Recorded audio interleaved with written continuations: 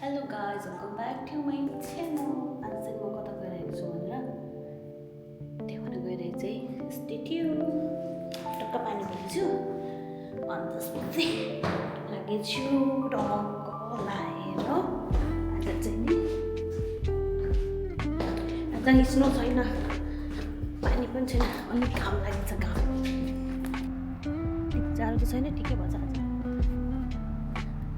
आज जाडो नि भएको छैन। आज जाडो त के जाडो हुनु है, आज जाडो छैन। आज घाम लागेछ यति, स्नो छैन, घाम लागेछ, हावा लाग्छ, जाडो हुन्छ।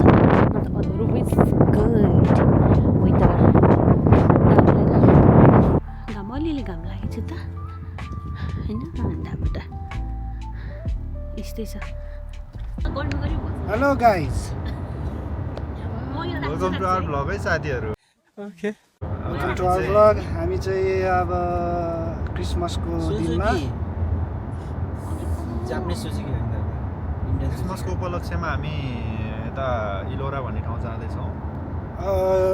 यो भिडियो सुरु गर्नुभन्दा अगाडि चाहिँ सम्पूर्ण क्रिस्चियन दाजुभाइ तथा दिदीबहिनीहरूलाई जय क्रिसमस। अरे कहना क्या चाहते हो? Welcome to our vlog, our Vaoju's vlog. Mistake भयो क्या, cut okay So we are on our way to Elora. Today is Christmas. So we have our promo room over here and our Vaoju. Vaoju guru. होइन होला के हो? And Mr. Sabir. Hello guys, आज चाहिँ हामी life in क्यानाडाको बारेमा छोटो podcast गर्न गइरहेका छौँ। हामीसँग हुनुहुन्छ उत्सव गुरुङ अन माई लेफ्ट, धन्यवाद धन्यवाद। मेरो प्यारो बुढी Angela Shrestha on my right, अनि अगाडि हुनुहुन्छ हाम्रो भाउजू। कहाँ पोडकास्ट अन भइरहेछ कि? नेचुरल राख्ने हो, नेचुरल राख्ने हो, बात तो सही है। किप इट नेचुरल भन्छ नि। अब यस्तै ल, पोडकास्टको सुरु चाहिँ एउटा प्रश्नबाट, लाइफ इन क्यानाडा। अनि उत्सवजी कस्तो लाग्छ त लाइफ इन क्यानाडा सोफा? मलाई चाहिँ अब ठिकै भनौँ। अब स्टुडेन्टमा हुँदाखेरि चाहिँ अलिक गाह्रै हुन्छ। त्यस पछाडि अब वर्क पर्मिटमा आएपछि चाहिँ राम्रै छ। अब पिआर चाहिँ पाउँदैन, अरू भने त्यस्तै हो। अनि वर्क पर्मिटमा आइसकेपछि र स्टुडेन्टमा हुँदाखेरिको डिफ्रेन्सेसहरू, कोर डिफ्रेन्सेसहरू चाहिँ के पायो त? डिफ्रेन्सेस यस्तो हो, अब मेन भनेको चाहिँ हाम्रो यहाँनिर नेपाली भर आउनु थाल्यो हो। पहिल्यैदेखि आएको भए चाहिँ अलिकति थाहा हुन्छ नि त ब्याकग्राउन्ड, यस्तो गर्नुपर्ने रहेछ भनेर गाइड गर्ने मान्छे नभए चाहिँ अलिकति गाह्रो चाहिँ हुन्छ। आज चाहिँ तपाईँहरूलाई क्यानाडा आएपछि क्यानाडामा कति आम्दानी हुन्छ, कति बचत हुन्छ, खर्च कति हुन्छ, त्यसको स्पष्ट रूपमा एकदमै ट्रु पिक्चर, एकदमै संक्षिप्त रूपमा हामी छोटो जानकारी दिन गइरहेका छौँ। अब योले सम्पूर्ण क्याटेगोरीलाई कभर नगर्ला, तर एउटा एभरेज नेपाली स्टुडेन्टले कतिको कमाइ हुन्छ, कतिको सेभिङ हुन्छ र कतिको खर्च हुन्छ, यसको चाहिँ हामी मोटामोटी रूपमा सानो हिसाब किताब गर्दैछौँ। ल, हामीसँग हुनुहुन्छ अन्तर्राष्ट्रिय विद्यार्थी उत्सव गुरुङ, जो चाहिँ भर्खरै वर्क पर्मिटमा आउनुभएको छ। ठिकै। अब त्यही हो, स्टुडेन्टमा हुँदाखेरि त हुँदैन भनौँ, किनभने अब हामीलाई चाहिँ 20 घन्टा, हप्ताको 20 घन्टा मात्रै काम गर्न दिन्थ्यो पहिला, अहिले 24 बनाइदिएछ। 20 घन्टामा 16 घन्टा, 8 घन्टाको सिफ्ट पायो भने दुईवटा भने चाहिँ 16 घन्टा हो। अब मिनिमम वेजले गर्दाखेरि $17, त्यस्तै हो। अब औसतमा कमाइ चाहिँ त्यति नहुने देखियो होइन त? हजुर, स्टुडेन्ट हुँदाखेरि त तपाईँको केही पनि हुँदैन। तपाईँले जस म यहाँ क्यानाडा आउँछु, कलेज फी उठाउँछु भन्नु चाहिँ अब लिगल वेमा चाहिँ हुँदैन। अब यसो क्यास काम गऱ्यो भने चाहिँ अब सम्भव छ। अब यस्तै हो, जुन चाहिँ हामीले यो सोसियल मिडियामा देख्छौँ, यति कमायो उति कमायो भनेर, अब जुन सोसियल मिडियाहरूमा मान्छेहरूले पोस्ट गर्छन्, अब त्यसको र रियल पिक्चर, हाम्रो जुन रियल पिक्चर हुन्छ त्यो चाहिँ अलिकति भिन्नता पाउँछौँ हामीले। अब त्यसै क्रममा अर्को अन्तर्राष्ट्रिय विद्यार्थी हाम्रो एन्जिला श्रेष्ठजीलाई पनि एउटा सानो ओके प्रश्न। हजुरको प्रश्न भन्नु होला। मेरो प्रश्न चाहिँ एकदमै सिम्पल छ है। As a international student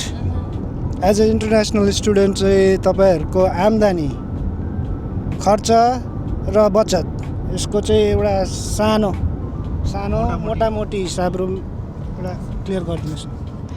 as a international student हामीले ओन्ली 20 आवर्स काम गर्नु पाउँछ, त्यही भएर मिनिमम वेजको जब गर्दा तपाईँले कमाउनु हुने भनेको only like $2,000 in a month. त्यसमा तपाईँले रेन्ट तिर्नु पऱ्यो, ग्रोसरिज गर्नु पऱ्यो, अनि तपाईँको अब एक्स्ट्रा एक्सपेन्सेस हुन जान्छ। त्यही भएर खासै सेभिङ चाहिँ हुँदैन भन्न चाहन्छु म। अरू केही? अब सेभिङ भन्ने चाहिँ अलिकति सब्जेक्टिभ कुरा हो जहाँसम्म मलाई लाग्छ होइन। सेभिङ चाहिँ अब आफूले कति खर्च गर्यो त्यसमा डिपेन्ड हुने कुरा हो। अब तपाईँ के खानुहुन्छ, के लाउनुहुन्छ, कसरी आफ्नो लाइफस्टाइल अगाडि बढाउनुहुन्छ त्यसले डिटरमाइन गर्ने चाहिँ सेभिङ हुन्छ। जब तपाईँले 2000 कमाउनुहुन्छ, बाहिर खाएर 1500 जति सिद्धाउनुहुन्छ भने त तपाईँको सेभिङ 500 नै हुन्छ। अब त्यो भनेको कन्ट्रोलेबल कस्ट, नन कन्ट्रोलेबल कस्ट। भाइ पत्रकार हुनु पऱ्यो ताम भाइ है।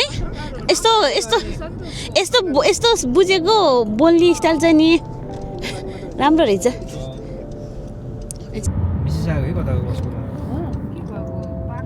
पार्किङमै मान्छे हान्दैछन्। अलि छैन। राम्रो रहेछ।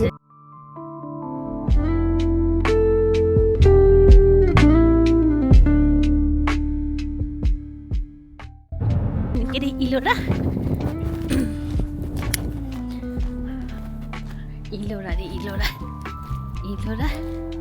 हामी चाहिँ नि अहिले इलोरामा आएको अरे। गाइडहरू जाडो सहिष्णु छ, मान्छेले हिँडाएको छ अगाडि। है हेलेर छ जाडो।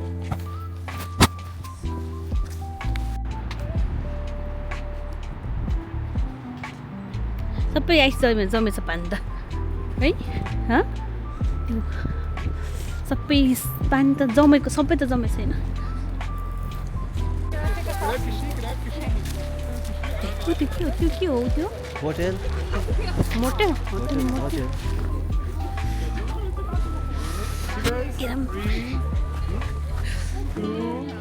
फोटो चाहिँ जस किचन फोटो खिच्न चाहिँ छोड्नु हुँदैन गाइजहरू। यता रहेछ मसँग खिचिदिन्छु।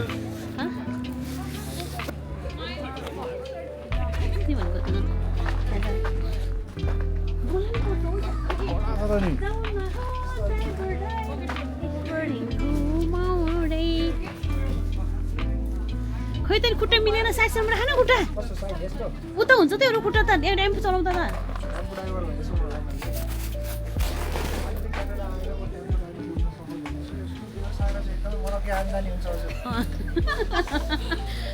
केही प्रगति नगरे पनि होइन, क्यानाडा आएर चाहिँ टेम्पो चाहिँ चलाउन पाएको म धेरै प्रगति गरेको। यदि क्यानाडा आउनु चाहनुहुन्छ र मनकी आम्दानी हासिल गर्न चाहनुहुन्छ भने आउनुहोस् मसँगै टेम्पो होइन। अझै पुगे छैन तामा भाइलाई फोटो खिचेर होइन। हेरेर त ओ कति चालाको मेरो बुढो मोलेर पनि छ।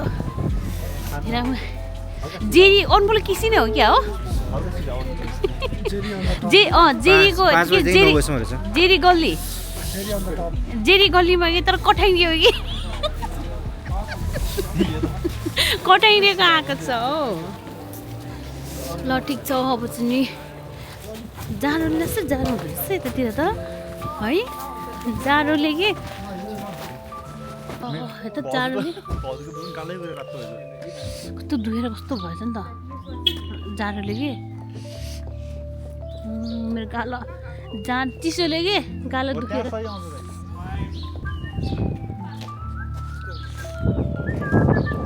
यतापट्टि हेरेछ नि फोटो।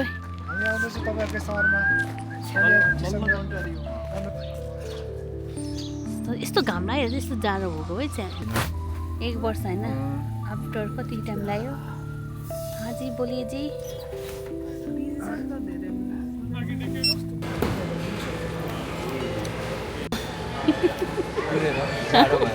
ओइ के कुरेर बसेको है तिमीहरू हँ? ओइ तिमीहरू के कुरेर बसेको भन त यो कस्तो राम्रो आगो बसेर ब्याकग्राउन्ड भयो